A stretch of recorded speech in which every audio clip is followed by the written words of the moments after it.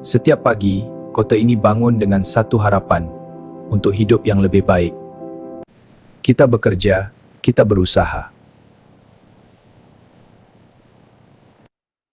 Setiap bulan gaji masuk.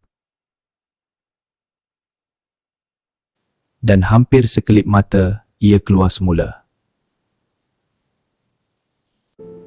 Kenapa? Persoalannya bukan berapa banyak kita dapat.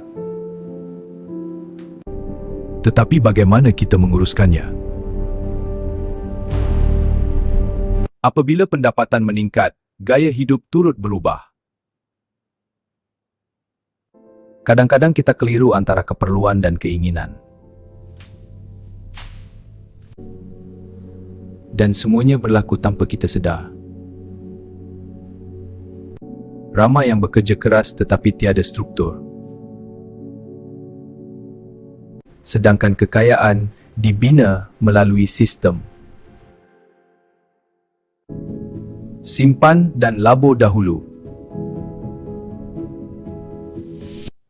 Sebelum membayar dunia, bayar diri sendiri dahulu.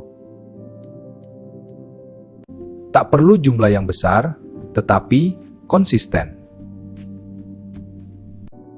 Emosi sering mempengaruhi keputusan kewangan kita. Tetapi sistem dapat melindungi kita daripada keputusan yang salah. 4 asas mudah.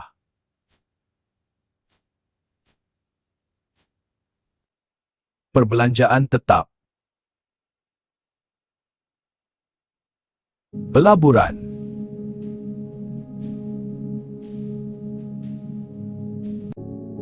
Dan ruang untuk menikmati hasil kerja kita.